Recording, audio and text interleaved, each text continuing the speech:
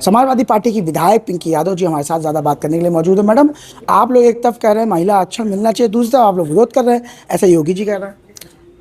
माननीय मुख्यमंत्री जी का ये कहना बिल्कुल निरर्थक है और मैं कहना चाहती हूँ, अगर हम लोग महिला आरक्षण के विरोधी होते तो 22 सितंबर 2023 को सर्वसम्मति से वो बिल पारित ना हुआ होता।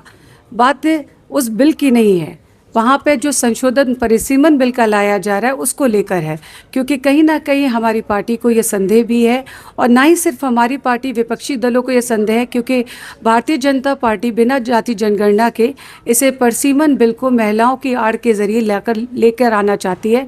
और अगर कोई सवाल पूछता है तो वो महिला विरोधी कहकर अपने आप को बचाकर और अपने आप महिला के प्रति जो है वो सम्मान जाहिर करती है, जो कहीं ना कहीं ये दर्शाता है कि यदि आप वाकई में महिला के हितैषी होते तो आपने क्यों नहीं तत्काल प्रभाव से उस बिल को जो कि पारित किया गया था उसको 30 महीने तक क्यों रोका गया, उसको तभी लागू करते और 543 पे उसको देते तो 78 की जगह 180 सांसद महिलाएं हमारी सदन में मौजूद होती। मैडम, आप एक महिला हैं, मुख्यमंत्री कहते हैं हमारी सरकार में महिलाओं की सुरक्षा सबसे ज़्यादा। अगर इस चौराहे पर महिला से कोई छेड़छाड़ करता है या अपराध करने की कोशिश करता है तो अगले चौराहे पर यमराज उसको खड़े मिलते हैं। आप जानते हैं कि मैं जो है माननीय मुख्यमंत्री जी को फिल्मी डायलॉग मारने की आदत सी पड़ गई है, और जहाँ भी जाते हैं यही फिल्मी डायलॉग पेश करते हैं और कहते हैं कि महिलाएं सुरक्षित हैं।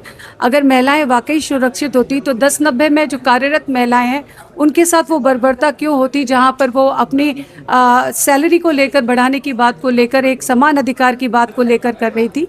उसके अलावा अगर मैं देखूं तो 2014 से 2022 तक के एनसीआरबी के डाटा जो है, आंकड़े ये बताते हैं कि एससी और ओबीसी महिलाओं के ऊपर सर्वाधिक सबसे ज़्यादा जो है अत्याचार उत्पीड़न हुआ है, जहां महिलाओं के ऊपर पास्को एक्ट के तहत देश के अनुपात में प्रदेश में, उत्तर प्रदेश में सबसे ज़्यादा केस दर्ज किए जाते हैं, जहां पे गैंग रेप के साथ साथ उन महिला बच्चियों की हत्याएं करने के मामले में भी उत्तर प्रदेश नंबर 1 पर है।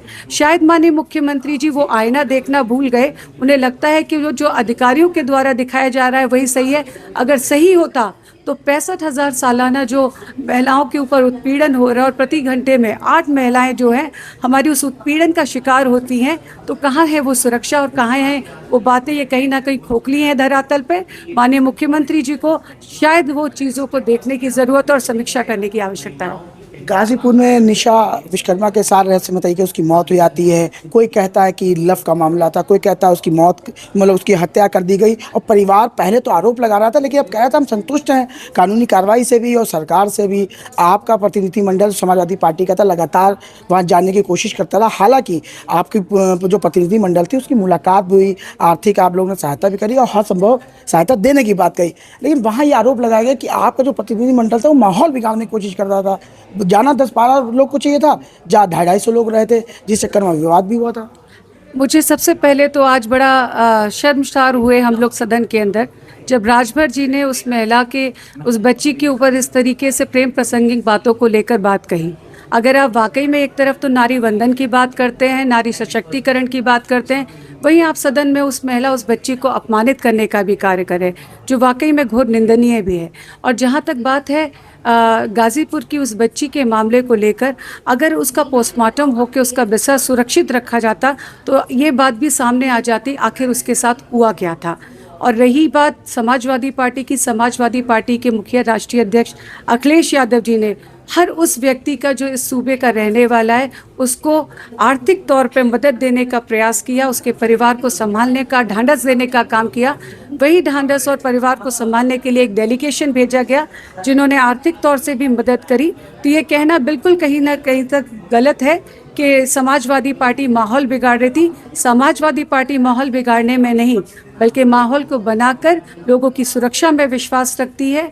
उनकी नीयत भी साफ है, लेकिन मौजूदा भारतीय जनता पार्टी जिस तरीके से आज वैमनस्यता फैला रही है उत्तर प्रदेश में, ये जाहिर करता है कि उनकी सोच किस तरह की है। मैडम, एक आखिरी सवाल, चुनाव नज़दीक आ गया 2027 का, पीडीए का नारा देने वाले जो आपके सपा सुप्रीमो अखिलेश यादव कहते हैं जो पीड़ित है वही पीडीए है, तो ये पीडीए का जो फार्मूला है 27 में कितना असर करने वाला है? सरकार बनेगी?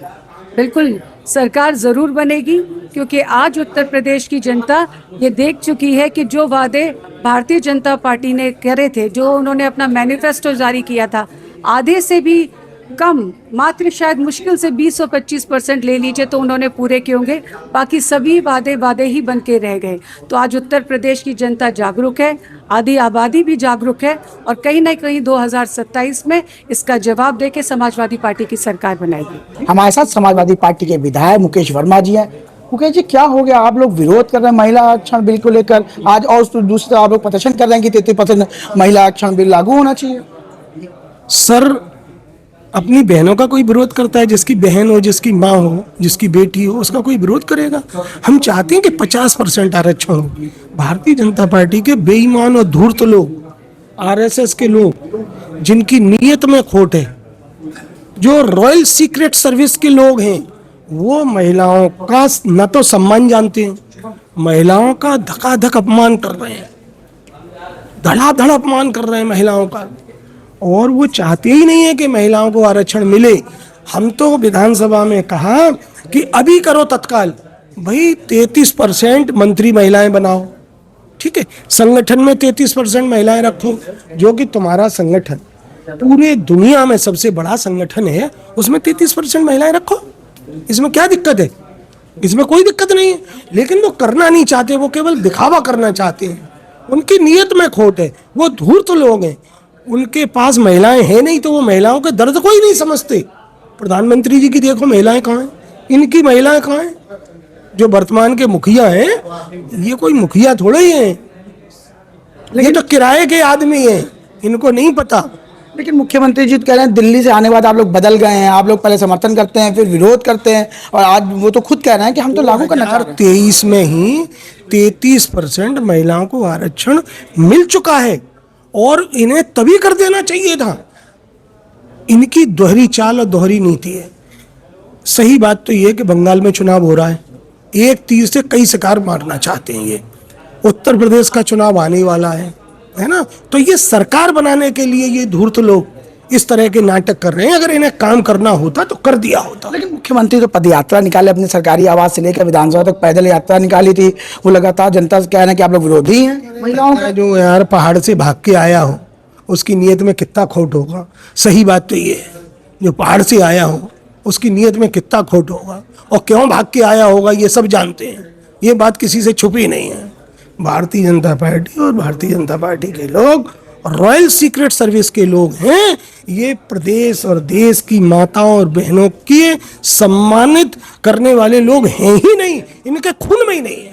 मुख्यमंत्री कह रहे हैं कि समाजवादी पार्टी के लोग जो हैं गिरगिट रूपी लोग हैं, इसको कैसे देख रहे हो? समाजवादी पार्टी के लोग 95% लोगों को मानने वाले लोग हैं, पीडीए के लोग हैं और यहाँ के मूल निवासी हैं।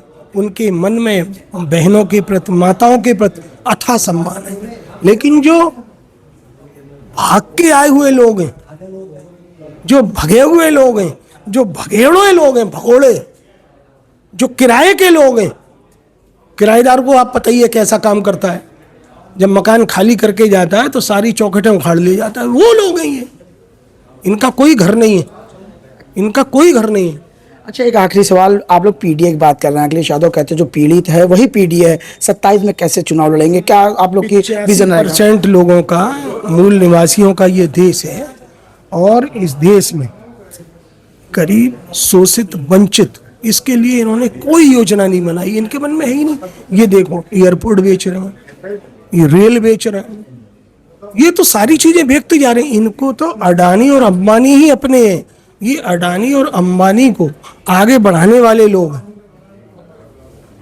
और उन्होंने आगे बढ़ाया। आप देख लो, 2017 से पहले अडानी की आय देख लो, अंबानी की आय देख लो, इनकी आय देख लो। इन्होंने अपने मुकदमे खत्म कर लिए, 62 मुकदमे 65 मुकदमे थे, अपने खत्म कर लिए। ये धूर्त और मक्कार लोग हैं। ये यहाँ के मूल निवासी की जमीन बेचना चाहते हैं, मूल निवासी का हक खाना चाहते हैं, 85% लोगों की नौकरी खाना चाहते हैं। ये दलितों, महिलाओं, बेटियों के अपमान करना चाहते हैं। ये अपमानित लोग हैं, ये अपमानित करने का काम कर रहे हैं। धन्यवाद हमसे बात करने के लिए। समाजवादी पार्टी के विधायक थे मुकेश वर्मा, जिनका साफ तौर पर कहना है कि जो किराए के लोग हैं वो लगातार यहाँ आकर चीज़ों पर कब्जा करना चाहते हैं और इनको इस बार पीडीए मुंह तोड़ जवाब देने वाला है। वीडियो नंदक साहब से मैं समीर खान, लखनऊ।